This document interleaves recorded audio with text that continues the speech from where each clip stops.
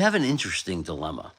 And I'm just wondering, where does the fan base stand? So if you're watching this live, you can comment in the comments, or you can leave a comment if you're watching this later after it just becomes a normal video. Should Aaron Rodgers be kept? Now, before you answer, let's put some context in, because some people are just blurting out, cut him, release him, you have to keep him. How about putting some context in that? How about putting some thought into it? Whether each way you lean, it is not black and white and completely definitive what we should do with Aaron Rodgers. The reality is there's a pro and a negative. Now, all of this could be washed away if Aaron Rodgers does decide to restructure his contract.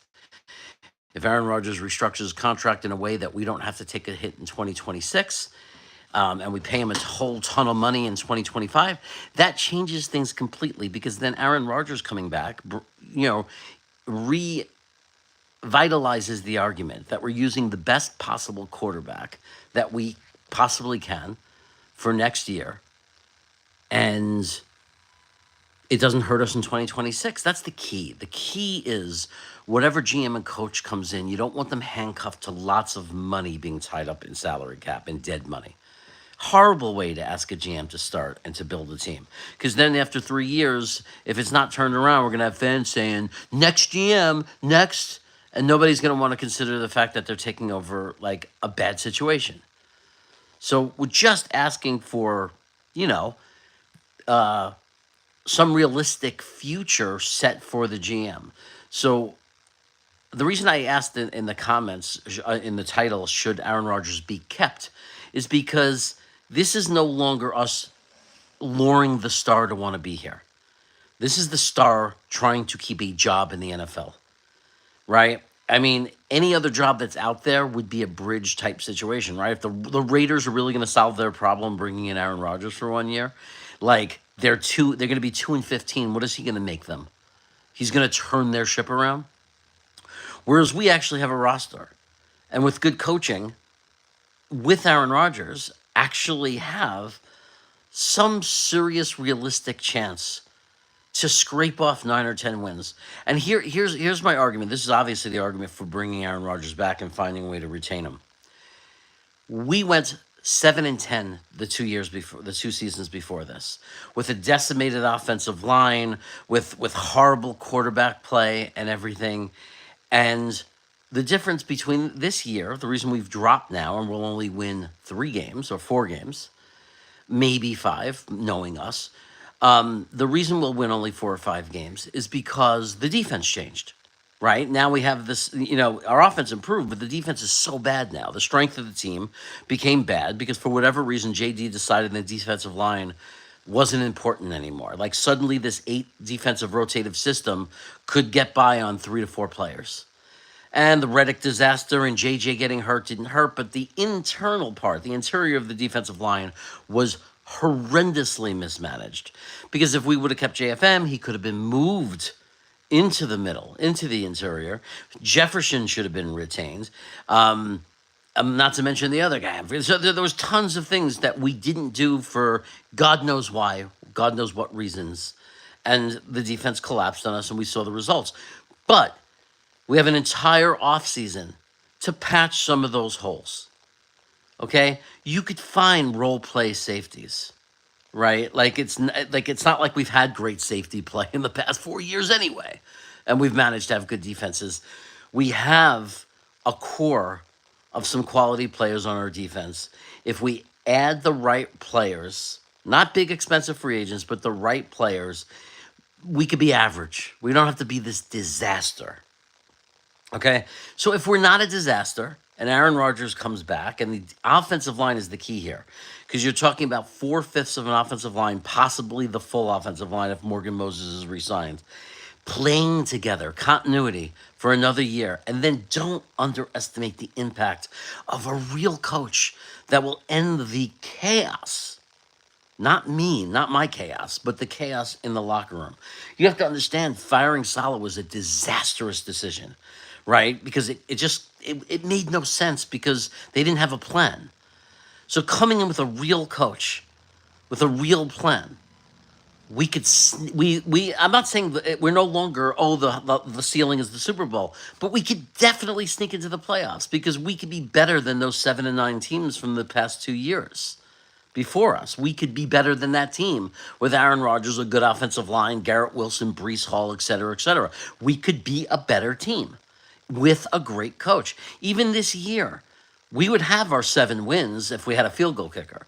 So, assuming next year we go into a field goal kicker, you only have to win 2 more games than 7, 9 and 8 to maybe have the possibility of squeaking into the playoffs, right?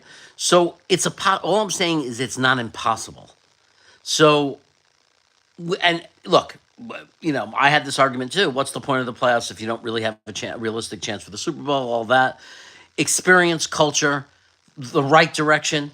So if Garrett Wilson is still here, he won't this time next year. He'll be happy because he'll see the team's moving in the right direction. Those are the reasons, right? Aaron Rodgers, bridge quarterback. He's not having to replace the Hall of Fame great Aaron Rodgers from his prime when he's gone in 2026. It's having to replace a good, solid quarterback.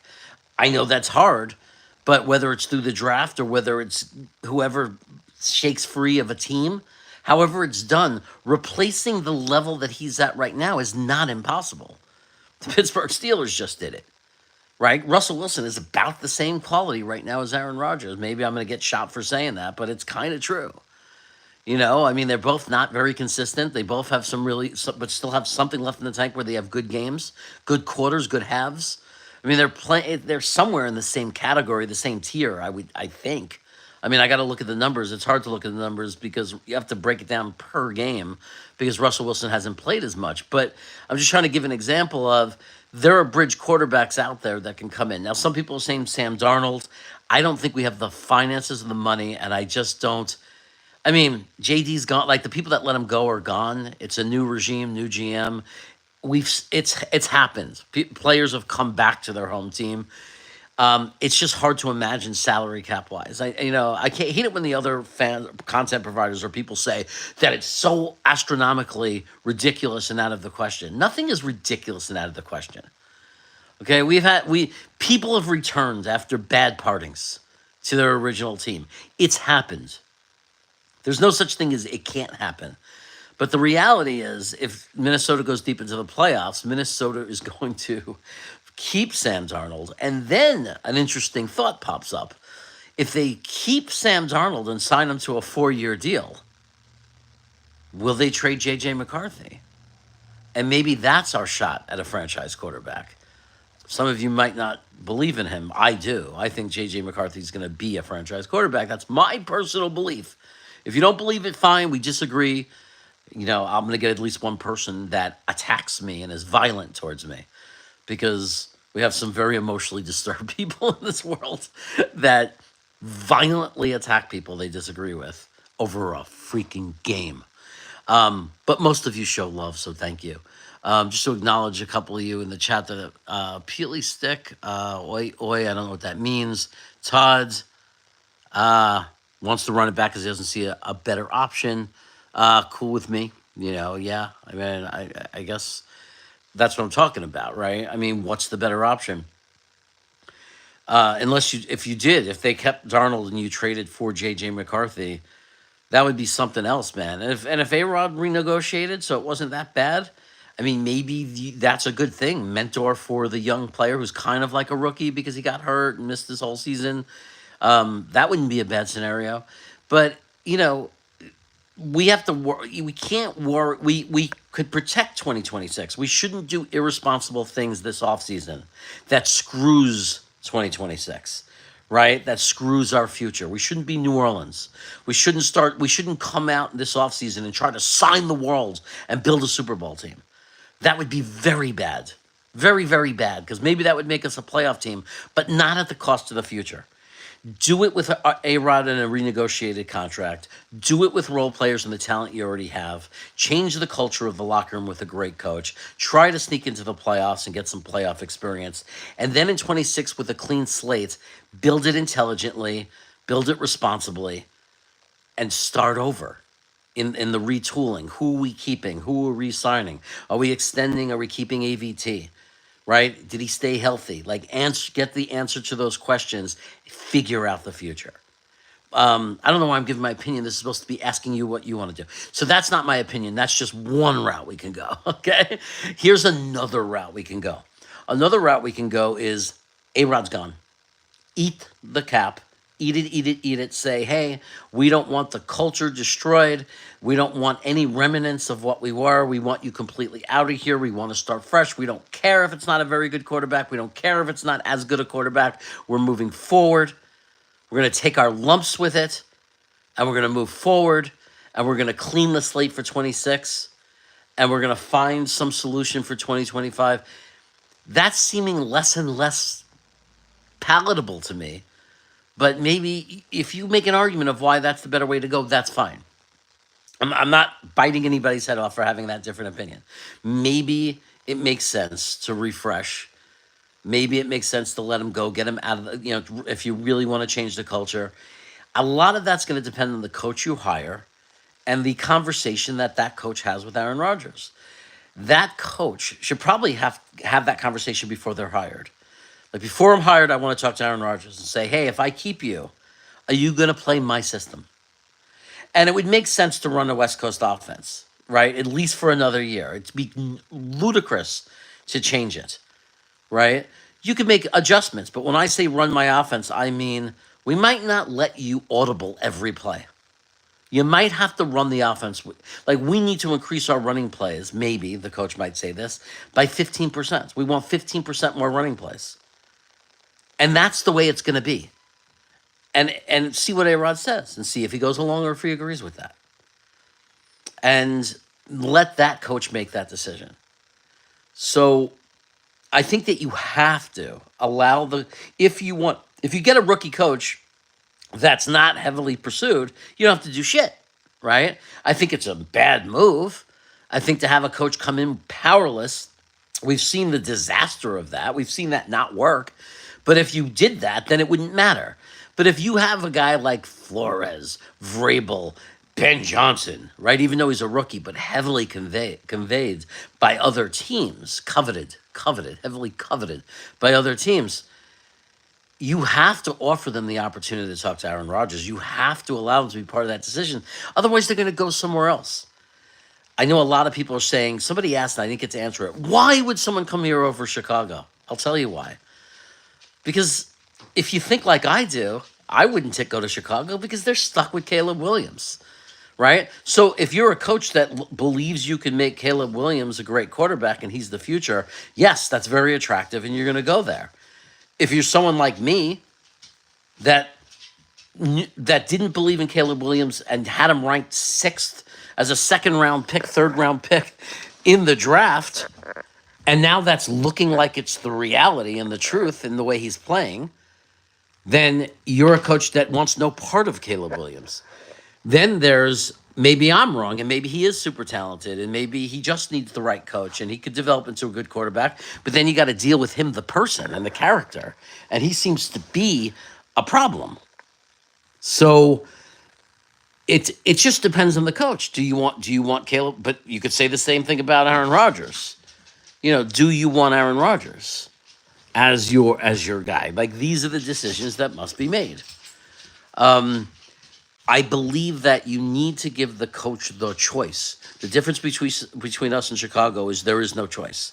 They must hire a coach that is okay and believes in Caleb Williams. And that might be all of them. Maybe I'm a freak.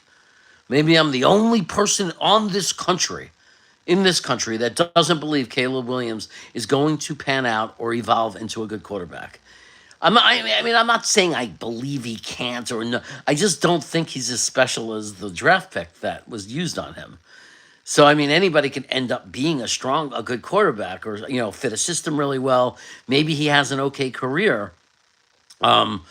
I just don't think he's a superstar. He's never going to be a Lamar Jackson, a Josh Allen. He's just not. And that's fine. That's not even that big of an insult because there's only 2 to 3 players of that caliber on any given year. You have a tier 1 that consists of 3 quarterbacks right now.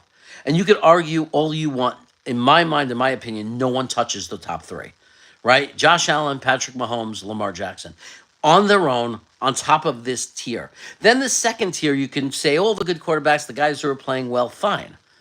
But I do not put anybody on that tier three, and I do not believe Caleb Williams will be in that tier three, and I don't know if he'll even be in that second tier with guys that are playing really well, like Sam Darnold, right? Guys that are doing really well right now that you can make an argument for, hey, these guys are playing really good football. They're tier two type quarterbacks. Look at the top 10. It's hard to think of any. I mean, it's really the league is struggling. It's hard to find any quarterbacks that are super consistent. We got a young stud in Jaden Daniels that, if I had to say, of anyone, right now is showing the best promise to be a guaranteed tier two quarterback, move into that elite level potentially. He's only a rookie. We don't know. Drake May looks like not as likely as Daniels, but still a chance to become a top-notch quarterback. Definitely a tier two. Definitely a guy that could be in the top 12 in the NFL. I don't know why I'm going on and rambling about that. But what my point is it's really hard to find a quarterback. It's really hard to find, certainly an elite one. Is it the head coach who wants to take their shot and say, I want a guy who at the worst is going to be a tier two, but take a shot at a tier one by starting over with a clean slate with the New York Jets? And depending on the coach, a coach might believe it, or I'm going to go to Chicago where I'm not even sure if the young quarterback they have there is going to be a tier two. And I certainly don't think they're ever going to be a tier one because they just have limited skill sets. And I'm not going to get into that because people are going to yell and scream, you're crazy, you're nuts. He's so talented because there's so much hype on this kid. Because, if you haven't watched the tape, you wouldn't know that he has an incredibly limited skill set. Well, not incredibly limited skill set. Caleb Williams has a limited skill set. It's all over his film in college. If you actually watch every game and there are some things he does really well, and there are some things he literally does not do. And if you watch the top three, if you want to talk about tier three quarterbacks like Patrick Mahomes, Josh Allen, Lamar Jackson, the thing that they have in common is they do everything. They could use the entire field. They could throw at different speeds. They have touch. They could throw vertically. They could throw timing patterns, anticipation patterns. They could throw in between the cornerback and the safety, the seams. They could do all of that, right? The three of them. So that's why I believe it's very hard to find quarterbacks who can do all of it and then can do it under pressure and can handle just the mental capacity of the NFL, the speed of the game, all of that. So there might be an advantage to having a bridge quarterback or no quarterback when you're attracting a coach, right? And it just depends on, does that coach like Caleb Williams or not? And that's the advantage or disadvantage we have with Chicago. I mean, I would guess Ben Johnson might love Caleb Williams and say, I could work with that kid. And that's why they might be the front runner to get a guy like Ben Johnson. Now, and I think, by the way, that's another reason why we can get Vrabel over Chicago. Chicago might not be so hot to get him, right? Because they got Caleb Williams, and maybe they're going to say, we want a guy who can develop our quarterback. We invested an overall first pick on him. We have to bring in an offensive coordinator. That they might be thinking that. He didn't look too good. He had a rough rookie year. He's having a rough year. He's not very consistent. We need to bring in a great coordinator because if Jeremy Cravata is wrong, if Jets Chaos is wrong, right, we need the best possible coach to bring out Caleb Williams' potential. Now, the Raiders, here's the difference between, and this is all about how cheap or not cheap is Woody Johnson. The Raiders, and it's not just Vrabel. It's like, let's say the Raiders and the Jets want the same quarterback. The Raiders don't have the money, or they're cheap. They're known to be cheap. Woody, with all this crap that he's under, we know he has the money, right? So a guy like Vrabel, for example, is going to get a $15 million per year type contract, most likely, or potentially, right? Minimum 12. Potentially 15. I know that sounds high, but he is a proven head coach, and he is highly, highly coveted right now. I said it right, coveted. So he might actually demand that level of salary.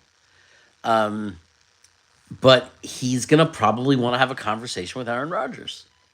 Is Tom Bon Jovi here? Oh, that's amazing.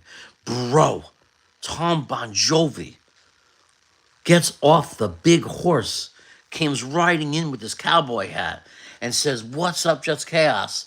It's been too long. Billy SBC is here." I can't see the text, guys. I'm freaking blind. I don't know if you know that. I'm getting cataract surgery and I have glaucoma in this eye, but the damage hasn't been so bad. So they caught it early, so I have hope that I can get this eye with glasses back to 2020 after all these surgeries. But anyway, I'm just telling you and explaining to people that if you see me squinting, especially when I'm on my computer and looking at my monitor, I am freaking blind. I can't drive. Like, I can only drive on cloudy days. I can't drive when it's sunny, and I can't drive at night. Like, it's absolutely crazy. So anyway, next year is going to be a great year for me because I'm getting cataracts on this eye and then this eye, and then I'll be able to see your text. Right now I have to do this to read your text, so I apologize for it. But I can tell that Eddie McGuire is in there too. Um, he's not a big fan of Caleb either, it looks, from what I could tell. He's not the giant supporter of him.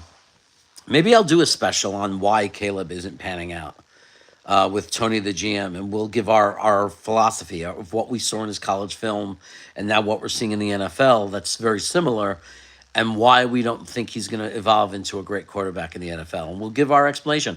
And, again, agree or disagree. Remember, it's just a game. It's just a sport. The fun of being fans is we get to have opinions, and it's okay if they're different.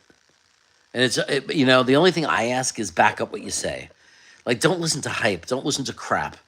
Like, I'm trying to make it that everything I say is from being informed and not just being brainwashed by the college sports announcers on TV that are clearly hyping certain prospects and then giving no hype to others that are doing the same thing. That, like, if you watch the film, they're the same and they don't get the hype. And that's the difference. And then what happens is when the experts and the scouts do their full reviews in January, February, that's why you see guys fly up the board and come out of nowhere. They're not coming out of nowhere. It's just that the scouts haven't put out their reports yet, and the announcers have chosen who they want to hype, right? And that's why right now there are 2 quarterbacks at that college being hyped that are coming out in the draft, and there are a couple that are not being hyped at all. And right now, those people, if I said their names, you'd say I'm a lunatic, and that you don't even know they're being drafted.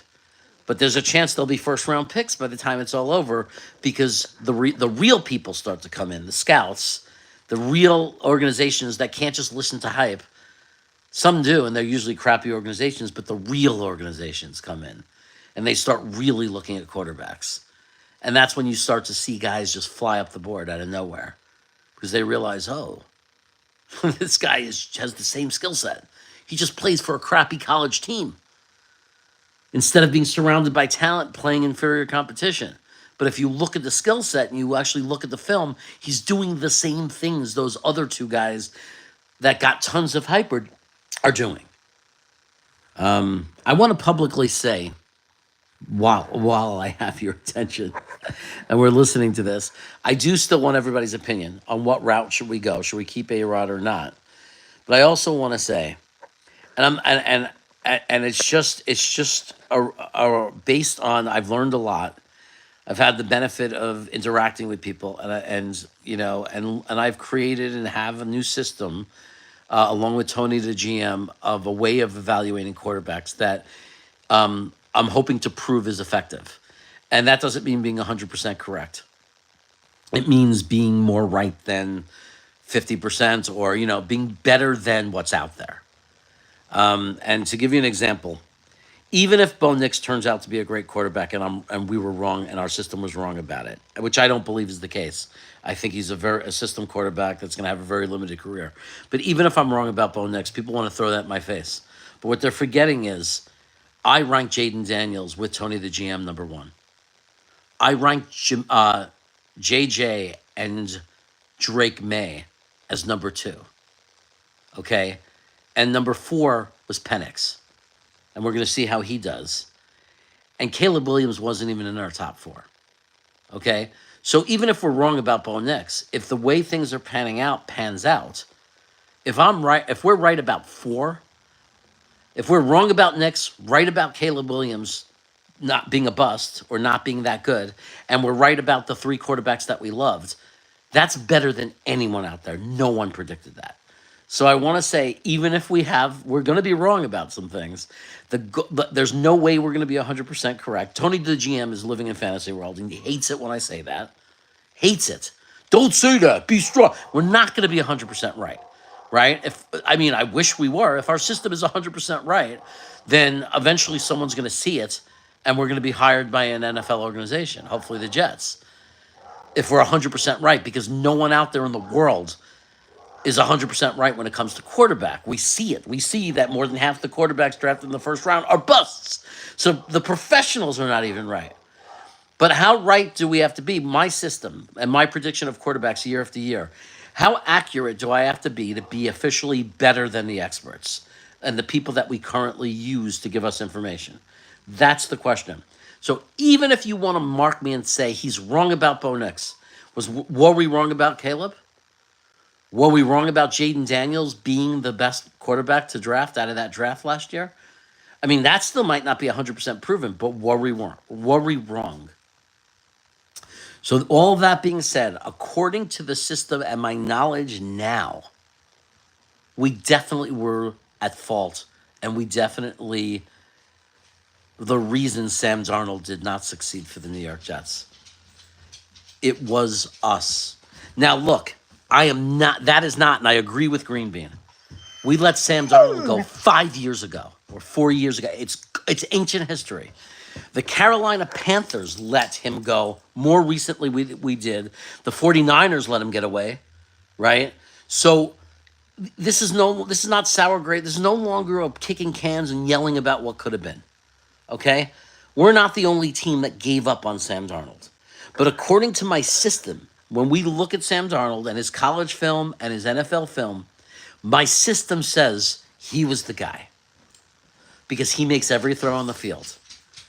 His handling pressure wasn't horrible, wasn't great. That's the thing he needed to work on. It's the thing he needed to develop, but it wasn't non-existent. Okay, like he's made throws under pressure. Sam Darnold needed more time to develop, and he needed a better supporting cast. Now look back at it. Look back at that 2018, 2019, 2020 roster. He had a shitty roster. He had horrible coaching, and he was a young guy that needed to develop. And some guys need time to develop. So this is not sour grapes. I'm not screaming or blaming or pointing fingers. I'm just acknowledging that my deep desire for them to trade Sam Darnold and I was wrong. I should have listened to Green Bean. Green Bean was right. Green Bean wanted to keep Sam Darnold, and Green Bean wanted to trade that number 3 back down. We could have that number 2 pick. We could have gotten the haul that from San Francisco. We could have traded our pick to San Francisco. We could have had those all those first round picks. We could have had that, and we could have had Sam Darnold. We could have assigned him to not an expensive contract because he hadn't proven anything yet. But we could have said, "Hey, we're building a team around you now," and our whole history right now, our whole course and trajectory would have been different. I believe that. That killed us. It was the biggest mistake we've made in this organization in the last 8 years, by a mile. The biggest mistake we made. And I'm saying it right now, and I was wrong. But I want you to know I was wrong, but I am completely 100% transformed in the way I rate quarterbacks. I was a casual fan back then. I looked at highlight film, and I had no idea what I was doing. And now I have somebody behind me teaching me, educating me, working with me. And now I look at quarterbacks from a completely different perspective. And in 3 years from now, I'll either look like a genius with him, and I'll be right, or I'm going to look like a fool again, and I'm going to give up and throw in the white towel and say, I know nothing. But I'm going to give the system a chance because last year the proof is in the pudding, but I'm not going to call us a success because of 1 year. We're going to see how this year goes. Are going to see how next year goes. I'm going to give it a few years. We're going to see how our ranking system, we're going to rank our quarterbacks, and we're going to see how it works. And then I am not going to hide. I'm not like one of those guys. I don't run from the things that I said that were wrong. When I'm wrong, I say I'm wrong. And believe me, you all know how enthusiastic I was about the last few years. I was freaking wrong. I wasn't wrong about Robert Saleh. We shouldn't have fired him after Game 5. That was wrong. But I wasn't wrong about him. When people were saying, why are you being so negative? I was wrong about him sometimes, because sometimes I liked him and I backed him. And sometimes I was right, and sometimes I was wrong. There were many times where I said, fire that bum. but it certainly wasn't after Game 5. I wasn't screaming for him to be fired. I was wrong about Joe Douglas, but I don't know that for. I'm not. I was 80%. I'm 80% on whether I was wrong about Joe Douglas, only because we don't know if it was Joe Douglas's fault or if it was Woody Johnson, because I don't know who's running this team. It may have been Brick Johnson running this team, so I don't know who's running the team. So I can't. I don't know how I can blame Joe Douglas anymore.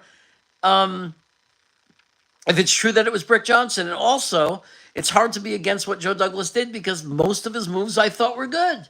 And I don't understand what went wrong, except he blew up the defense, and I don't know why he blew up the defense. He blew up the freaking defense. But anyway, I mean, he's gone, so I was wrong. I mean, I have to just say, overall, I have to say I was wrong because he's gone. So, look, we're doing this together. I'm not pretending to be any smarter or better or know any more than anybody else. I'm a guy who's trying to back up what I'm saying now. I'm not buying into the hype. I'm trying to do it by what I'm learning. I have lots of people who I learn from. Dom C teaches me a lot. I've learned a lot from him. Tigo, who I make fun of, I give him a hard time all the time. He's taught me a lot. I've learned a lot from him. I mean, I've learned a lot from Tony the GM. And all I'm here is I'm a content entertainer, guys. Like people forget that. A lot of the guys look at the screen and they think because they're a Jet content creator, they are above you and they know more than you. They do not. Nobody if they don't have a job with an NFL organization, if they haven't went through the process, they don't know more than you. Dom C does because he actually went to scouting school. So he knows more than you. If you haven't, and he knows more than me, right? It doesn't mean my quarterback system is not better than his.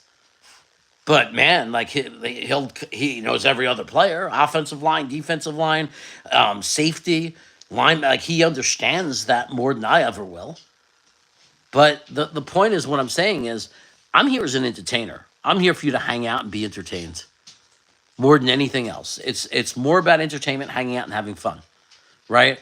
But never in the world, if I ever act like I know more than you, call me on it. Everything I give and everything I'm saying here is my opinion. I'm just giving my opinion. And I'll be wrong about some of them, and I'll be right about some of them. But that's all it is. And anybody who starts to lecture you or tell you and act as if they're higher than you and know more than you, they are full of crap. They do not know more than you. Okay? They're not smarter than you. They just happened to download an application called StreamYard, created a YouTube account, and started talking in front of their computer. That's the only difference between them and you. Okay? Now, sometimes people come in and say, hey, I am a casual fan. And I don't follow things, and I use you guys to get information. And since we pay attention and watch every press conference, we can give you and provide you information, and that's great. And maybe some of you like our opinions and say, that guy sounds pretty smart, and he follows it closer than me, and that's great. But remember, it's opinions. I'm going to read this, see what you guys are saying. I learned a lot from Dom C. That's Grandizer. That's great. Wild Wave says he knows more than everybody. I love you, Wild Wave. Bobby says his first draft was booty. How do you rank the quarterbacks coming into the last draft? I think I said that, though, right? The last draft, we ranked it, and it's on video, so I'm not making this up. Jaden Daniels, we loved as probably the guy we would have picked number one, but we were really tempted for JJ. Me and Tony, the GM, we really love JJ. JJ was probably number two, but we had Drake May on the same tier, so we were okay with Drake May. 3 was Penix, only because of the injury, but we loved him. And then we weren't big fans of Bo Nix and Caleb Williams, so we may have been wrong about Bo Nix. Tony gets so mad when I say that. I still will not concede that I was wrong about that because I think that he's a system quarterback. If you watched him last week, he was horrendous. If you watch him last night, he was really good in the first half, but he was throwing dink and dunks, and he's very I still think he's very limited in his skill set. And then he was horrible in the second half. Like he was not horrible, but he couldn't do anything. Right? Once they had made the adjustments, he couldn't do anything. So we didn't have Bo Nix and Caleb Williams ranked high at all. Overall, I think we did good and really well. I'm happy with our performance in last year. This year, we do not like Cam Ward and we do not like Shandir Sanders. It does not mean we don't believe they can be good system quarterbacks. It doesn't mean that we might not be wrong and one of them might become a superstar, because there's no way to know. Anybody can develop. Tony is wrong when he says it's there, Jeremy. They never did anything, Jeremy. No, no, no. Anybody can change. It's impossible to know for a fact that a quarterback can't go to an NFL camp and somehow be coached up and become a great quarterback, and they have the skills and it was just never brought out in college. But for right now, both Sanders and Ward have glaring holes in their game. Glaring holes in their game, and they're in systems that cater to the things they can do. So they look, with a lot of hype and a lot of highlights, they look really great. But what people aren't understanding is they're incredibly limited in what they can do. We love Drew Aller. Drew Aller was our guy. That was the guy we loved. He's not coming out in the draft. Okay? Drew Aller throws the ball at different speeds.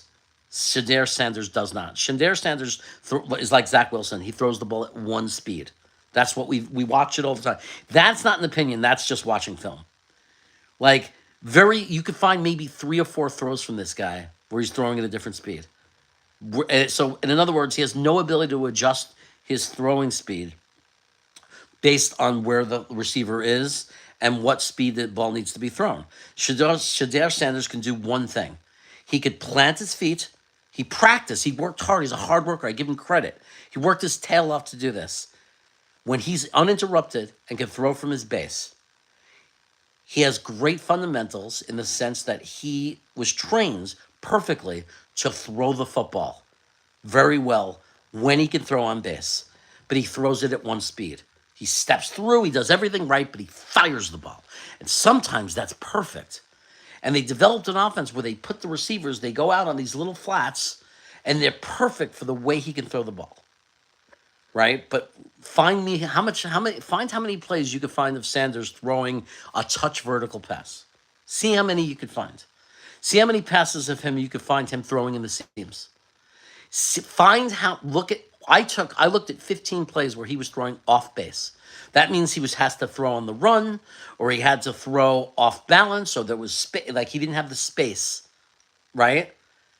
In those 15 passes, I think he completed 3 or 4 of them. And that was when he was running out of the pocket and there was a guy standing alone in front of him. That was all he was able to do. In the other 10, 11 plays, it was a disaster. Horrible passes, way off target. In comparison, Drew Aller, he's under pressure, he's being hit, he's running, because they play stiff competition, Penn State. The games are very competitive. The defenses are very good. They're real defenses he's going against. He could run and on the run throw beautiful passes. That's the difference between a guy like Sanders and a guy like Allers. Okay, so, and I don't have time to go about Ward, but to talk about Ward. But anyway, I don't like these quarterbacks. We're talking about a quarterback later on today at 2:00, 5:00 Eastern. 5:00 Eastern, we're talking about a quarterback from Clemson. His name is Klubnik. I don't know if he's coming out in the draft or not. I don't know if it's official or not, but we're going to show you why we like Klubnik, why we would draft Klubnik over Sanders and Ward. And people are going to laugh at that, right? Because they buy into hype. And maybe they're right. Maybe they have a different opinion, and maybe we're crazy, right? Okay, that too. But mostly, 90% of the people that are going to make fun of us and put us down and say we're nuts for liking Klubnik over Sanders and Ward, 90% of the people are doing it because they are brainwashed by hype, right? Because they've been hyped up, because they've watched highlight videos, because when they watch the games, the announcers are talking about how good they are, but they're not actually watching the player. Even in their highlights, you can see most of the highlights consist of them just wide, empty, like totally comfortable pocket, throwing to wide open guys. And the throws aren't even that good. Like with Sanders, they're contested passes that don't have to be contested passes. If he had the right arm and he had any touch at all, he could have led the receiver into the end zone, but he didn't. So we really look. So that's my personal thing.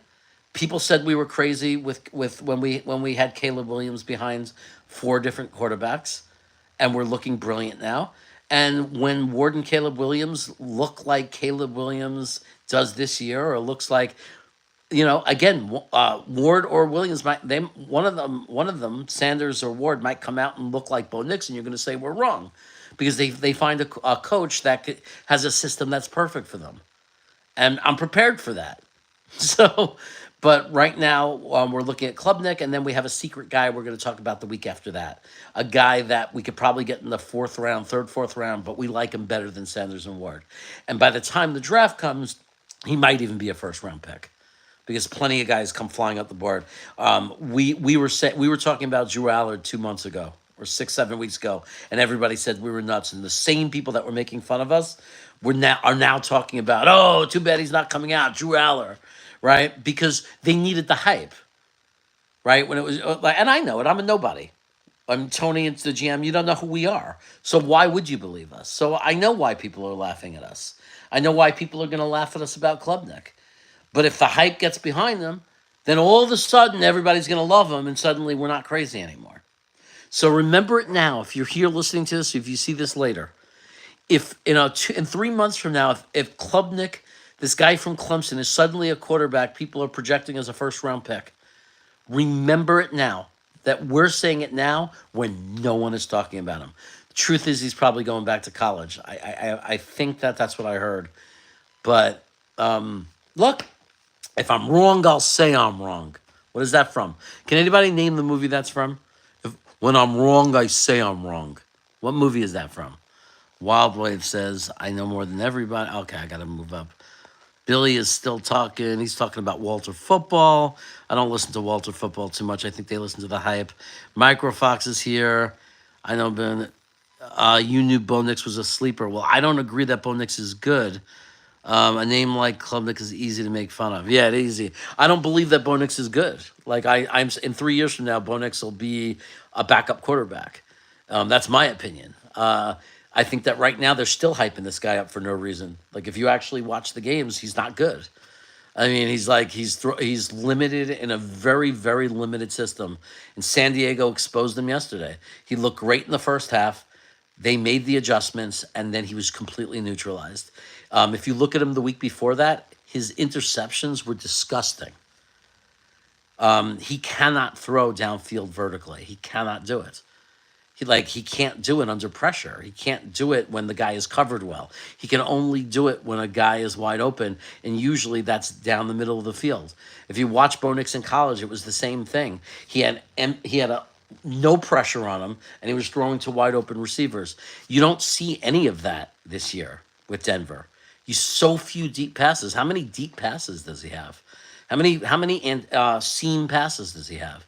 Like if you watch the games, if you're looking at box scores, I'm sure Bo Nix looks really good. But if you're watching the game, did you see him against the Jets? He was garbage. He was garbage against the Jets. Do you know how many weeks this season Bo Nix has been garbage if you're watching him? The Denver's winning. They have an amazing coach, and they have a very good defense, and they have a great coach who knows how to make it work. But he's incredibly limited. Like, watch the film. He's not making, watch Sam Darnold and watch the passes that he makes. Like, every kind of pass, touch passes vertically, deep in stride passes, seam passes, anticipation passes. Watch all the passes that he makes, and then watch a Bronco game, and watch the passes that Nix makes, and tell me how you could even. They're not even. I can't. But anyway, I might be wrong about Bo Nix. I'll still say it. I might be wrong because he's running the system beautifully at times. He's definitely doing everything Peyton's asking him to do. And maybe, just maybe, the things that we're not seeing him do, he will be able to do in the future. Will develop with him. It's hard to believe because he was like a 5-year senior, man. He was like a 5th-year senior. He played forever. He's like 25. So it's hard to imagine he's magically going to be able to start making touch passes. And he's magically going to be able to play under pressure. But watch Bo Nix if they make the playoffs. Watch Bo Nix when they play good defenses, and then tell me if you love him as your quarterback. I mean, every quarterback looks really, really good when you're playing a very bad defense, or you're playing a system that the other team hasn't adjusted to yet. But that's all my opinion, Microfox. That's all my opinion. Okay, I want to make that really clear. I'm not talking like it's factual. I'm talking about my opinion. I'm talking about what I've seen on film. That's all I'm basing it on. He could prove me wrong. And you know what? I have nothing against him personally. If he proves me wrong, God bless him. Let him live a long, happy life. He's probably a really good person. Bring back Ray Lucas. Huh. We'd be 7-7 right now in the playoff hunt if we had a solid kicker this year. I mean, that's a good argument, but that's a good argument of why. That's an argument of running it of why to run it back with A-Rod, right? If you're going to make an argument of running it back with A-Rod, it's run it back with him because he's the best possible quarterback we can ask for. Bring back a real kicker, improve the defense a little bit, and instead of 7-7, maybe we're 9-5, right? So. And in position to make the playoffs. So if you believe that we're 7-7 with the kicker, yeah, man. So, but that's an argument to bring back A-Rod if you ask me. If we're 7-7 with a real kicker, now get us a good coaching staff and get a great coach and fill in some of those holes on defense. I would love to see a scheme change, man. Tell me you wouldn't love to see Jermaine Johnson and Will McDonald as outside linebackers coming in with tons of space and time. Like with a running... Can you imagine Will McDonald with a running head start? Oh, my God. And Jermaine Johnson is going to be fine as a run-stopping linebacker also, right? Like, he can rush the passer, but he's also really good at sealing the edge. Will McDonald is showing all the potential to develop. He's not Reddick, not Reddick. He's not Huff. Like, McDonald is only in his second year, and he's not as bad as Huff was against the run already. He definitely could develop into an average or solid edge setter. Aside from just his pass rushing skills. The potential's still there, I think. So I would love to see a 3-4. I would love to see us in a 3-4. The only thing that creates is a little bit of an issue with Quinnen Williams and what we're going to do with him in that situation. But I was told that the great thing about 3-4 is that when you play base, you could make it a 4-3, and you could have Quinnen in the right spot. And then when you're playing, or when you're playing nickel, I don't know which way, what not, or what the other, but there are times where you could line 4 up on the defensive line. You could do more in a 3-4 that would allow for Quinnen to be lined up and used properly. And then and then some of the plays he's just going to be a run block absorber. But it's not like they're only run block absorbers or offensive line blocking absorbers in a 3-4. I've seen guys in a 3-4. I've seen some of those defensive ends make plays, tackles behind the line of scrimmage, disrupt the passing. So it's not but it's the primary role of a defensive end in a 3-4 is to eat the blocks. And that's the problem. Guys, I got to go because I got a client soon. And before I got to the client, I just shoved my dogs away. I was really rude to them, and I think I hurt one of their feelings. And I don't know if they've eaten breakfast yet. So thanks for watching. Take care. I'll be back later. Remember, 5 p.m. today, 5 p.m. Eastern. I'll be back, and we're going to take a look at Club Nick. So I'll see you later if you're there. Take care.